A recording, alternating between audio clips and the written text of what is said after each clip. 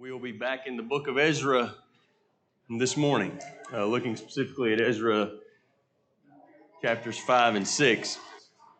I do want to begin, because we didn't have really time to dwell on it on Wednesday. I do want to begin in Zechariah chapter 6. So if you'll turn there just for a moment, I want to look at something that we kind of ran out of time before we had a chance to dwell on it, and don't want to spend a bunch of time on it this morning, but at least want to mention it. Maybe actually a couple things from Zechariah that we just didn't have time to dwell on. So turn to Zechariah 6. And Jeff, would you mind to start us with a word of prayer? And then we'll look at a couple things there from Zechariah. Our God in heaven, we come to you at this time very grateful for this day that you've given us. Just so thankful that we have been given the opportunity that we have to come together here today and study your word and to worship and praise your heavenly Father. We ask that you be with Michael as he directs our class today. We ask that you be with all the teachers of the classes today and help them as they direct the thoughts of the Christians here today, Heavenly Father. We ask that you please help us to clear our minds of anything and help us to dwell and to study upon your word this morning. In Jesus' name we pray. Amen. So just as a matter of resetting, remember we are very specific at this point about what the time frame that we're looking at. Haggai and Zechariah have been sent to the children of Israel to motivate the restarting of the work on the temple, and we can pinpoint that with some specificity that we are in the second year of Dariuss, king of Persia. We're 520 BC, so we can be somewhat specific about that. We talked about several visions of Zechariah on Sunday. There are two things that we didn't have time to talk about. At least I thought they were worth. If you haven't already noted them in your Bible, please do note them. One is this really great message in chapter 4, in the midst of the prophecy and vision that was specifically for Zerubbabel. Notice verse 10 of Zechariah chapter 4. And this is just great kind of sermon fodder and thing to think about. The word of the Lord comes through Zechariah and says, "For whoever has despised the day of small things shall rejoice, and shall see the plumb line in the hand of Zerubbabel." Anybody have an opportunity to look into that? What does it mean to despise the day of small things? How would that apply to what was going on in Jerusalem?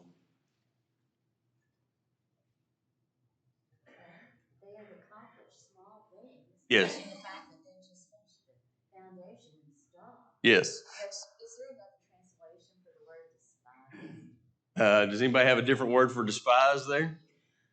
Different versions? Good question, Ms. Carol. I don't know. What was the reaction of those who had seen the previous temple when those who were 70 years old who had seen the previous temple and now had come back and seen this foundation? What does Ezra record as their, or whoever wrote Ezra, what it was recorded there on their reaction?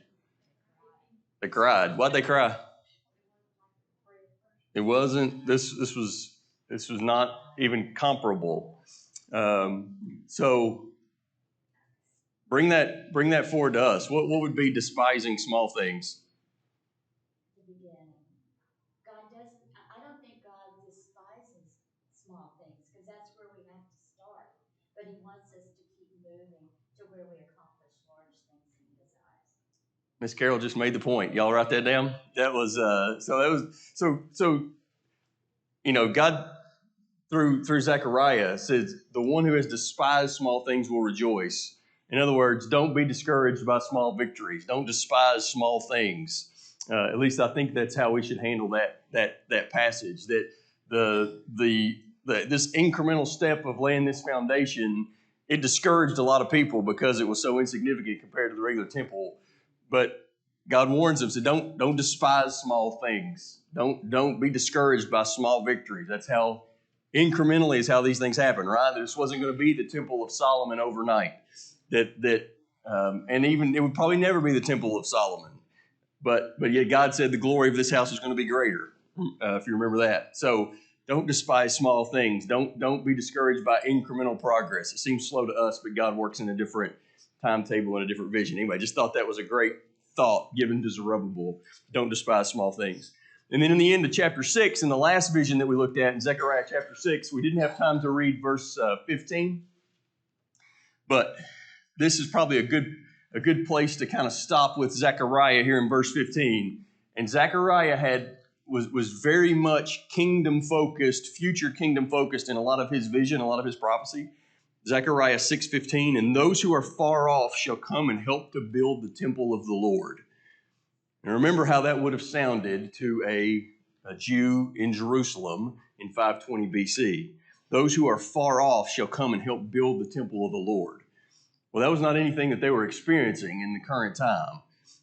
So this is clearly a future-looking prophecy. Those who are far off shall come and help build the temple of the Lord. Well, that applies to us. And you shall know that the Lord of hosts has sent me to you, and this shall come to pass if you will diligently obey the voice of the Lord your God. Those who are far off shall come build the temple of the Lord. I think that's a great thought. And one last thing from my notes on Haggai and Zechariah that I failed to mention. The phrase, the Lord of hosts, is used many, many times in Haggai and Zechariah. And you don't see it very often in other Old Testament books. But that thought, the Lord of hosts, is repeated. And I've been doing some study from a few different versions. If you read the Net Bible, I really like that every time it uses that phrase, it says the Lord of heaven's armies. I just think that's more descriptive. The Lord of heaven's armies says the temple, those who are far off will come build the temple. Anyway, I like that thought. But every time we see Lord of hosts, if we could kind of mentally insert the Lord of heaven's armies, perhaps a little more meaningful. Okay, so that was just trying to catch up on a couple of things. Any leftover questions or thoughts from Zechariah before we move on? We've seen these prophecies from Haggai and Zechariah, and so we get to Ezra chapter 5, and let's read verses 1 and 2, and that'll lead us to our first question for today. Ezra chapter 5, verses 1 and 2. Now the prophets Haggai and Zechariah, the son of Iddo, prophesied to the Jews who were in Judah and Jerusalem in the name of the God of Israel, who was over him. And we have seen and studied those prophecies. Then Zerubbabel, the son of Shealtiel, and Jeshua, the son of Jozadak, arose and began to rebuild the house of God that is in Jerusalem. And the prophets of God were with them and supporting them. So, first question, this was a little bit of a softball. What leaders were stirred up in verse 2? And then maybe the more interesting part, what is the significance of that being noted in verse 2? So which leaders were stirred up? Zerubbabel and Jeshua. And just as a refresher, what were their roles in this community? So Zerubbabel was governor or had some kind of official designation in this area. And he from the line of who? Line of David. Would have been from a kingly line, but now just the governor or a lower level official because they were under the power of another king. And Jeshua was the high priest. So these two leaders, one we might say more political and one more spiritual, were stirred up. So why is there significance in the fact that these two were the ones stirred up? They're the leaders. So They're the ones that's going to get the building started again. So yeah, I would, with what Ms. Carroll said, and I would agree with, is that these guys were the leaders. That all great projects have to start with great leadership.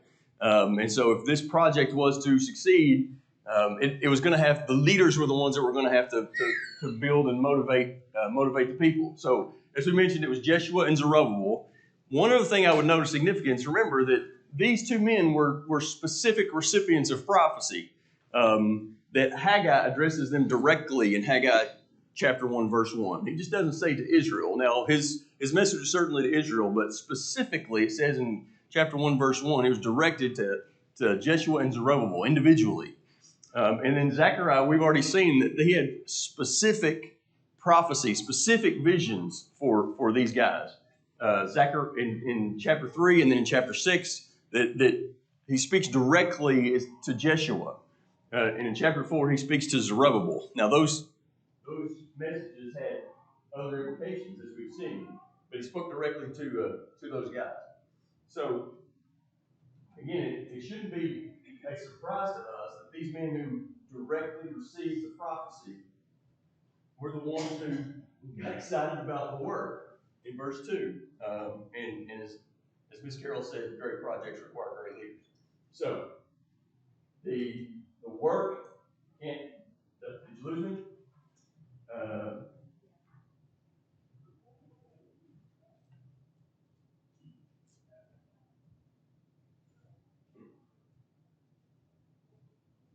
These things did.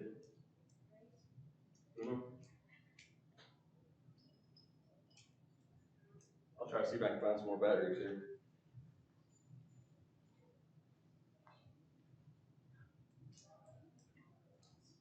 I don't know where they're at.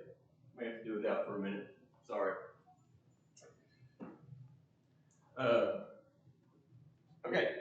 So Jeshua and Zerubbabel specifically received the prophecies. Verse 2, they specifically rebuild begin the rebuilding effort. Anything else on question 1? All right, let's move on a little bit. And there, again, we see this pattern. Brad may know this more batteries than we find it. There's a specific pattern in everything we see in Ezra and Nehemiah that successes are met with disappointment, successes are met with opposition. We see that here. So we get this motivation, this force, this rebuilding effort begins with behind Haggai, Zechariah for Zerubbabel and Jeshua, and then someone arose to disrupt the progress. So who arose to disrupt the progress? Men that are specifically named in chapter 5. Tatnai? Yeah, Tatnai. Anybody want to take on the other one? Look up. SB. Tatnai and SB. Who are officials. So these two guys here. So Tatnai is governor, and specifically noted that he's governor of what? The region, the province, the area beyond the river. So when we hear that, very often when we're reading Old Testament, we hear about beyond the river, over the river, we're talking about the Jordan. But remember, we're talking about a little different scope in this time period. We'll back up to that. This whole area is under Persian control. Not just, we're talking about Jerusalem in Judea, which is a tiny sliver of this whole known world almost at the time that's under Persian control, under King Darius. And so, here's signs of life. Thank you.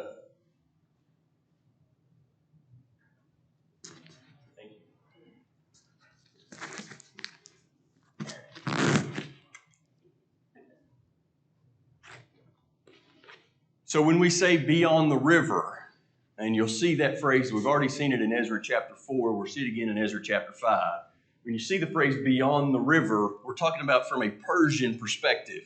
And remember, the Persians, their empire, the headquarters were here in Babylon, though it's hard to see, and here in Susa. They're far to the west, far to the east of Jerusalem and Judea. And this Euphrates River, runs through modern-day Iraq. The Euphrates River, the province that was beyond the Euphrates River was a specific province that had a specific leader. And so that's what we're talking about when you see that phrase. Beyond the river is beyond the Euphrates. And all of this area of modern-day Greece and modern-day Turkey, modern-day Israel and Palestine, that would have all been one province. And it was everything that was beyond the river. And so when you see that phrase, that Tatnai was the province, the governor of the province beyond the river, he had a pretty important role. He had a large territory that he oversaw on behalf of Darius. So you can imagine, think about the technology that existed for communication in 520 BC. If you're going to oversee this whole empire, you better have people that you trust in these remote locations, right? It could take weeks to get a message. You better have people that you trust. So Tatnai was one of those people. One of the cool things that we can know from history is that we can verify this governor and his role. That is actually a picture of a tablet that an archaeological discovery, that it's actually a financial document. It's a promissory note, and the witness to this note was a servant of Tatanu, governor across the river. And we can specifically date that to 502 BC. So we know that, this is just another one of these examples where Bible history and secular history, it proves the truth and the authenticity of the Bible record. We know this guy was a governor, and secular history would back that up right on top of this same time frame. So this governor and this Shethar Bosniai, or whatever his name is, likely his secretary or his scribe, they are the ones who, again, are in charge of this area, and they are the ones that kind of catch on to this rebuilding project, which leads to the question of how would they have even known this was going on? A little bit of an assumption here, but how do you think they would have known this was happening? They did go there. They saw it with their own eyes. We know that. Any thoughts or anybody doing study on how these guys have even known to go to Judea and check on this? Maybe they did that. They just went and visited. Maybe it was on just a routine visit. That's possible. From chapter 4, if we go back, it's been several weeks since we were in Ezra chapter 4, but who kind of ratted out the Jews in chapter 4? The Samaritans.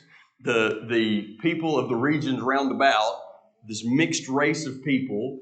When they saw the project begin, they're the ones, if you remember in chapter 4, who spoke to whichever king we're talking about in chapter 4 and said, just want you to know this is going on. This is probably not in your best interest. These Jews have a history of being rabble-rousers, and now they're trying to rebuild their city. You should probably be aware of this. And King whoever he was, I don't want to get down that rabbit hole, but King whoever he was in chapter 4 said, well, let's just pause this project until we can learn more. And that's kind of the state we've been in for 16 years.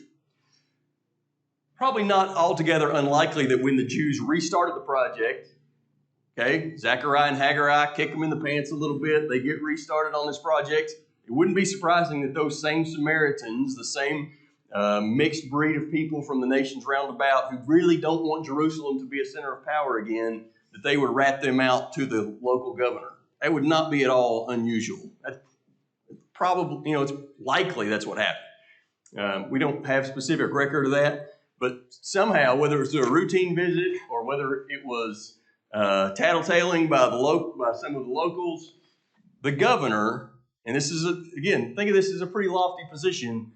Here's about the rebuilding project, and so then there is, in my thought, there's a little bit of an implied threat through what Tattenai says to the people who are rebuilding the temple. What would be the threat that he asked there? Anybody know that?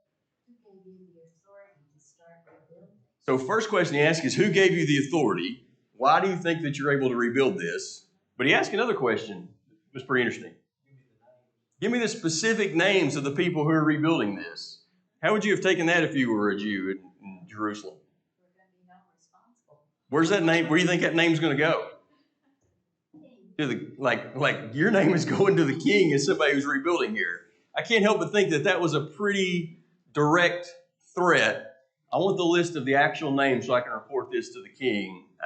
It just appears to me that was a pretty threatening, should have been heard as a pretty threatening thing by the Jews. Again, every time God's work gets a little bit of momentum, a little traction here, we certainly see the opposition forces working against us. Okay, and so this Tattenai, who, by the way, ends up being a pretty good guy, just seems like he's doing his job here. He sends a message, and we are blessed to have the text of this message that he sends to King Darius in chapter 5 of Ezra in quite a bit of detail. And so would somebody like to just give me one of the points that, again, we got this letter from this governor of the province beyond the river. He's sending it back to King Darius. What are the contents of this message that he sends back? Let's just kind of go in order. What's kind of the first part of the message says what?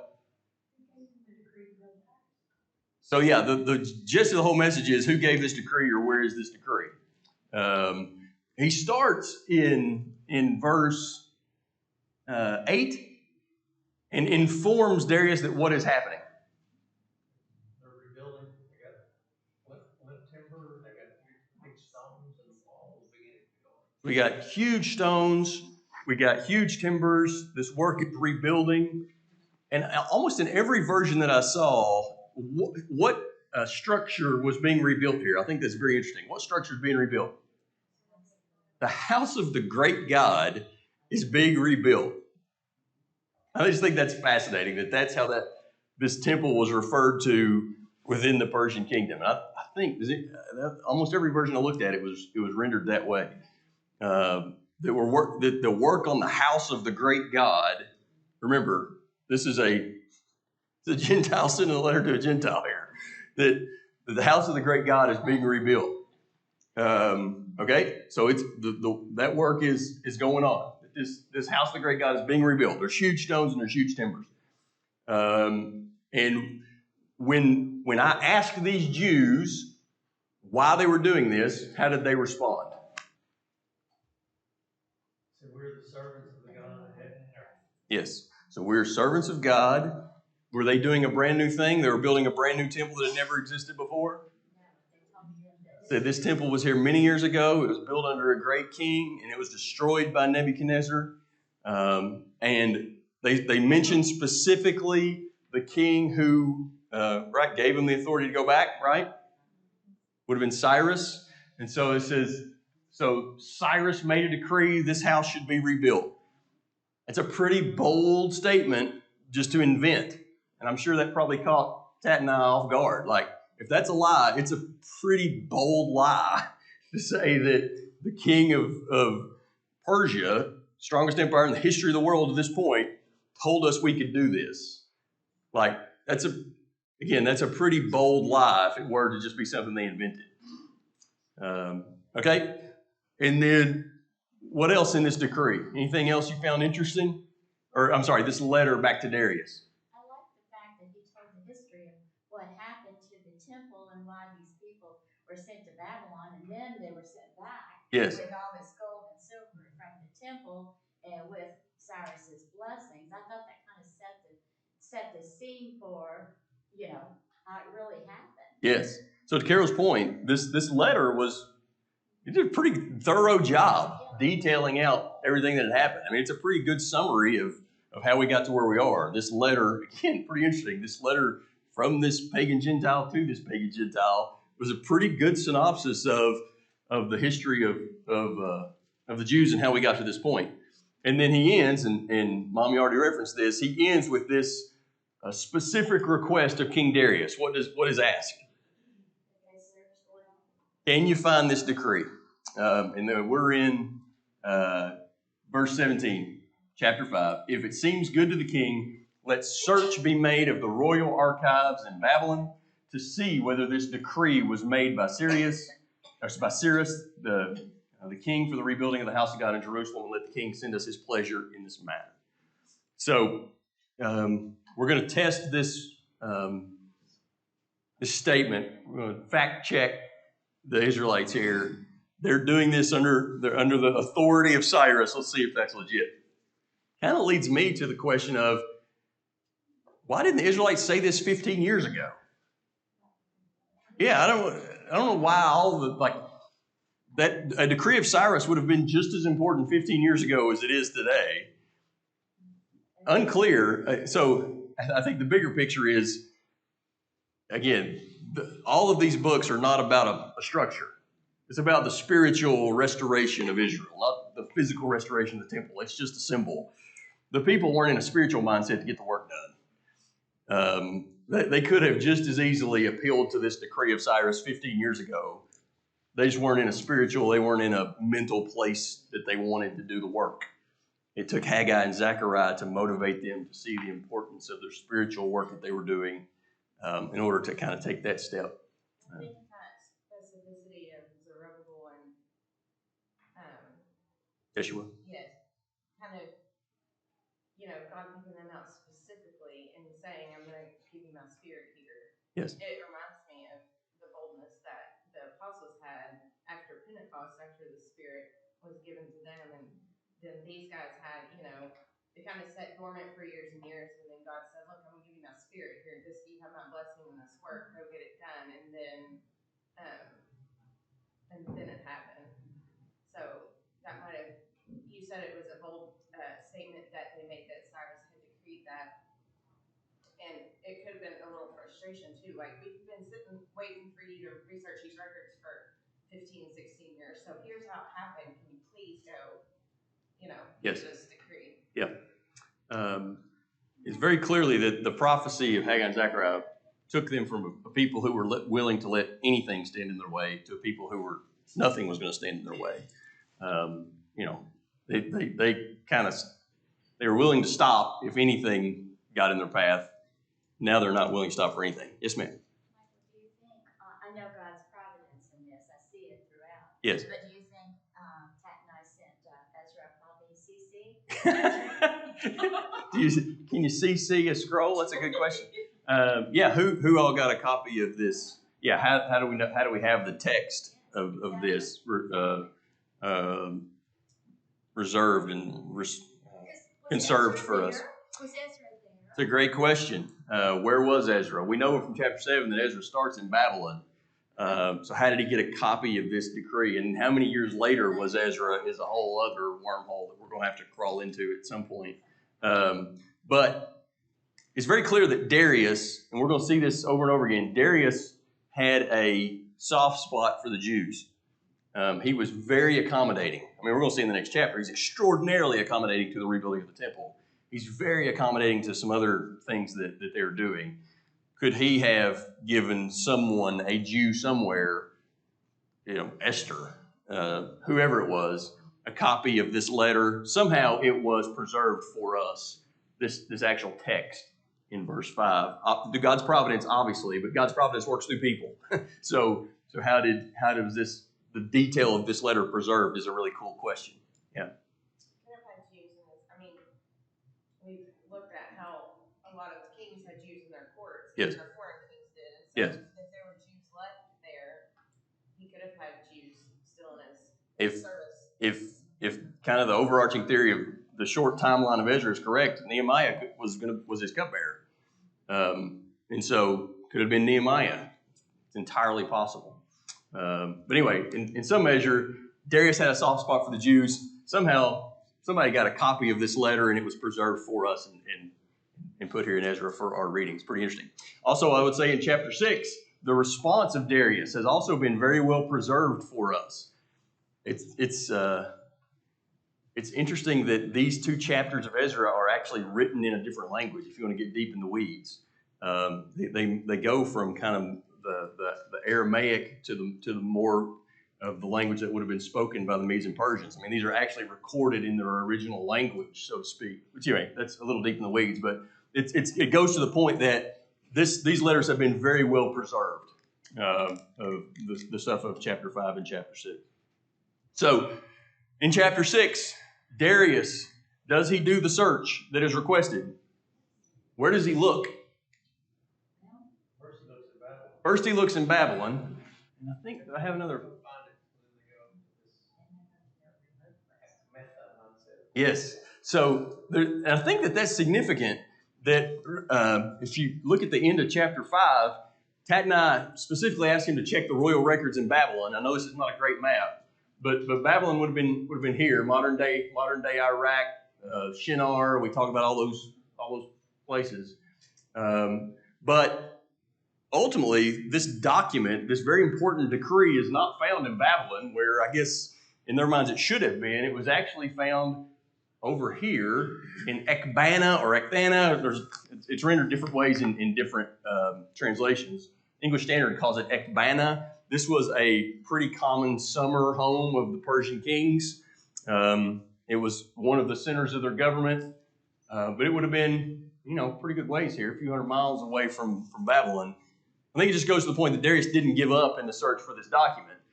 He clearly looked in Babylon. That says in verse 1 of chapter 6 that he started looking in Babylon, but he must not have given up there. Must have been searching other repositories of documents in other places. Ultimately, we do scratch it up in Ecbatana, I got to believe God's providence is at play here. The discovery of this decree was incredibly important to everything else that happens in Ezra and Nehemiah. So God's providence is at play. We do find this document. And question 4 from our lesson. So how did the Persians feel about the decrees made by their kings? And why is that important here? They did. They did keep them. There's nothing in life more solid than a decree made by a Persian king, man. I mean, it does not get changed. And I think I put some of the text in the lesson. Do we have other evidence of this happening? Esther is an example. Remember, and we're going to study this in more detail, but Cyruss made a decree, and even though later he regretted it, what did he say? I've made a decree. Literally the king couldn't undo it. I've made a decree. I can't change it. What about Daniel, right? Same idea, a different Dariuss, but a different Dariuss made a decree about praying to any god except the God of the Medes and Persians. And when he regretted it, what did the advisors tell him? Don't know what to tell you. Can't be changed. Like there is nothing more permanent than a law given by the king of the Medes and the Persians. There was an incredible amount of respect and deference given to these decrees. Like even to their own detriment, they couldn't change them. I kind of wish that modern day politicians had that same deference, right? Like even to their own detriment, they couldn't change these decrees. They were permanent. So how does that play into our story here? The Jews were able to continue building the temple while all this was going on. So the Jews kept going while this was going on. Carol's point. Once this document was found, that Cyruss really did say this. I mean, that's the best thing that could have happened to the Jews, right? I mean, this decree from a king of the Persians was found. It was phenomenally important. Darius respected that to a very high degree. So Cyruss, for whatever reason, sent these Jews back and sent them back with all of their temple furnishings and all the gold and silver. When Darius saw that, or when he found that, and the fact that it was decreed by a king, it carried a whole bunch of weight, and so it. He not only gave them all that stuff, but in the decree, I mean, it was so explicit that it was how wide the temple was supposed to be that he gave the dimensions. Yes. So it wasn't like it was this might have been a copy of something. Yes. Found a very specific, explicit document. Gave even dimensions. By the way, we know these aren't the dimensions that the actual temple ended up being built, and some people get all tore up about that. It may be in that these were the maximum that Cyruss was going to let them build or whatever. It's a little bit unclear. But we see the dimensions that he was going to allow them to build, and specifically how it was going to be funded. From Cyruss, how was this going to be funded? Taxes. Well, that was from Darius. But even from Cyruss, that it was going to be in verse 4, let the cost be paid from the royal treasury. All the way back in that document from Cyruss, however many years ago now. And so when Darius reads that, so we funded this project from the royal treasury. And so he tells Tatnai, he said, not only can these guys continue, but how are they going to be able to continue? Your tax revenue, Tatnai, specifically from your province, is going to fund this project. I don't know how Tatnai would have felt about that. He probably had that earmarked for something nice for himself. But he says, verse 8, the cost is to be paid to these men in full and without delay from the royal revenue, the tribute, that's tax revenue, the tribute of the province from beyond the river. And so he tells Tatnai, not only let him go, but we're funding this thing. In fact, you're funding this thing. Again, just God's providence, as Carol said, God's providence woven throughout this story is pretty phenomenal. They find the decree. They have somebody sympathetic to the Jews who finds it, allows them to continue, and funds the project. you're doing God's work, these things work out is probably a pretty good lesson as part of that also. Anything else about this continued work or the decree from Darius that we want to discuss?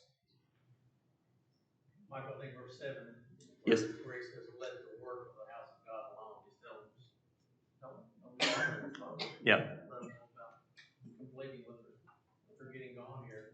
And he calls it the house of God again. Yeah. Verse 7. Verse 7, let the work on this house of God alone. It's pretty significant. Again, coming from a pagan king, let the house of the work, let this work on the house of God alone. Verse 12. May the God who has caused his name to dwell there overthrow any king or people who shall put a hand to alter this. Let Yes. destroy this house of God that is in Jerusalem. Extremely strong language in verse 11 and 12. Thank you. About we want this work to succeed. And in fact, he asked them to pray for him and for his sons. In verse 10, that they may offer pleasing sacrifices to the God of heaven and pray for the life of the king and his sons. Now, how much of that is just spin and, political goodwill, trying to earn some favor? It's hard to say. You can certainly make the argument that Darius is not only sympathetic, but is starting to be converted a little bit to Jehovah. That is an interesting phrase in verse 10, that the God of heaven may pray for the life of the king and for his sons. You can certainly cynically say that, well, he's just trying to curry favor with them, and talking well about their God is one way to do that. But there's certainly also an argument that Darius, again, going above and beyond for the Jews, and with all these influences that we've talked about that may have been in his royal house, that his thoughts about Jehovah God may have changed pretty significantly. Yeah. So if you did get in the way of the work, what happened to you?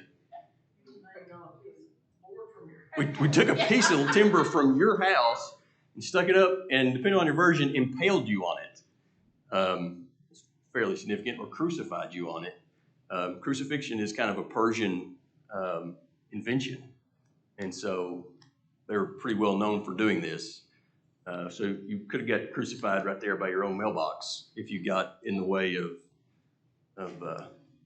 the work. It's pretty significant. But that's very visual. It is very visual. Yes, it certainly conveyed a message. Yeah. Yes. Again, I hope we all get the picture of how phenomenally God in His providence is working to help this get done. Setting the prophets, setting up all these things in place for the king to find the decree, softening the heart of Darius that he would fund the work, putting this strong language in place for anybody that would get in the way of the work. It's just amazing to see God's hand in the progress of this temple being rebuilt. And again, it's not about the box. It's not about the timbers, but the spiritual restoration of His people in Jerusalem is critically important to God. And don't you think, Michael, they had a focal point, which was their temple. Yes. That, we do today, and it's our house here. Mm-hmm. But, it brings you here, but then you've got to also be right with the Lord in your heart. Yes. And that's what Zechariah was doing, whereas a Haggai, I saw him, okay, we're going to get this built. Yes. So that you can focus on this and get right with the Lord. Yes. So to Carol's point, it is just a building, but it's an important building, right? It is important that Haggai was very specific about getting the building done, because it was a place for them to gather, a place for them to worship, a place for them to offer sacrifices, and so it was just a building, but it's an important building. But then Zechariah comes along and says, "Hey, here's why this is an important building. It's important in the overall coming back to God spiritually for the whole nation." In verse 9, it said, whatever they ask for, day by day, you have it for them. Yes. Without fail, you give it to them. She is, as Paulette mentioned in verse 9, whatever they need, make sure they get it. It could not have been more explicit to Tat and I. Look, we're going to make sure this gets done. Again, phenomenal God working through a pagan king to get that done. All right, let's go to our last question here. So we complete this temple. We are given a very specific date on temple completion, and that is in verse 15. So we can know with some certainty. We're not going to have much certainty for a few classes after this. So relish the certainty that we know what date that this is happening. That we know the completion of the temple is in the 6th year of Darius, and we know the month of Adar. And if you look at the Jewish calendar, that's the last month of their calendar. Their calendar starts in the spring. And so the last month in their calendar would have been in the late winter, early spring of 515 BC. So we can know pretty specifically, could have been 516, but most likely 515 BC, the temple is completed in that 6th year of Darius. So how long from the time that Haggai and Zechariah come along to motivate the people till the completion of the temple? What's that? 4 to 5. About 4 years, yeah, because we know that Haggai and Zechariah, if you go back to chapter 5, does it say the date? No, it says it in Haggai chapter 1, verse 1, Zechariah chapter 1, verse 1. It was the 2nd year of Darius. They come along in the 2nd year of Darius. The temple is completed in the 6th year of Darius, about 4 years of construction from whatever state the foundation was in when we left it to completion is about 4 years. Any other thoughts or comments about that? All right, so how did we dedicate this second temple? What's that? A big feast, right? A feast, and we sacrificed a whole bunch of animals. It's pretty clear that there is some similarity to the people would have known, they would have read about what happened when Solomon dedicated his temple. And there's an attempt for some similarity. Obviously, the scope of that is quite a bit different. If you go back and read in 1 Kings 8 and 2 Chronicles 7 about the lavish, over-the-top spectacle when Solomon's temple was completed, it's phenomenal. It says in 1 Kings 8 in verse 5 that there were too many oxen and sheep sacrificed. We lost count. Like, we don't know how many there were. There are more than could be counted. But what they actually did count in verse 63 was like 120,000 sheep. And they lost count after that. Wasn't like they lost count after a couple dozen. 120,000 sheep were sacrificed at minimum when Solomon dedicated his temple. That's 1 Kings 8:63, and it was 22,000 oxen. Can you imagine the blood from sacrificing 160,000 animals at the dedication of a temple? Anyway, sidebar. That's pretty phenomenal. What we know here, although the number of animals is significantly less, there's the sacrifice of sheep and of oxen, and the Passover was kept 1 month later. It's unclear. I don't know if anybody had any thoughts about this, but it's unclear whether the Passover was kept during the past 15 years. There's no indication that it was. This may have been the first Passover, who knows how long. Just unclear about that, but we do know that this Passover was kept. And it appears to be kept in the correct way. And it's just kind of a big deal. Other thoughts? We restored the priesthood to the original. Yeah, thank you. Restoring the priesthood to the way that it was written in the book of Moses. We're given that note also. One last thing I want to note here before the bell rings, and that is there is a significant difference between the first dedication and this dedication.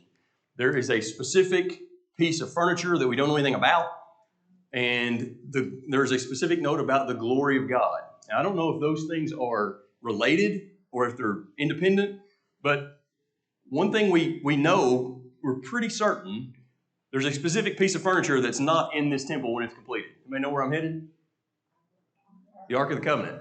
There's no note whatsoever about where the Ark of the Covenant is at this time. And if you want to do a pretty fascinating, not sure how much real value there is, but a pretty fascinating little study on where is the Ark of the Covenant during the time of Zerubbabel, there's some wild theories out there about where it would have been. Was it just completely destroyed? Was it hidden somewhere in Jerusalem? Was it still in Babylon? There's all kinds of wild theories. the general consensus is we know where it wasn't, and that's in the temple.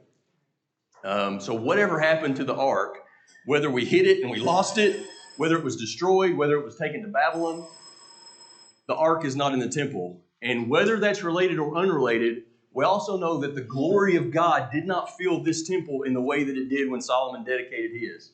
You can read, and note the verse there, 2 Chronicles chapter 7, verses 1 through 3. The glory of God filling the temple to the point that the people couldn't even stay in there. They were rushed out. Again, whether that's because the Ark of the Covenant or just for whatever reason, there is a pretty stark difference between the way the glory of God filled that temple and filled this temple. Almost as if when God said through Haggai, the glory of this temple will be greater than the first, he's trying to give them the impression that it's not happening today. And perhaps they would have gotten that message. So anyway, hope this has been helpful. I know we're skipping around quite a bit, but we're trying to stay in line chronologically. The temple is now complete, and we're going to go back to Zechariah in our next class and begin Zechariah, chapter 7 and 8. So Zechariah takes a break in his prophecies, and he'll pick back up in chapter 7. Thank y'all.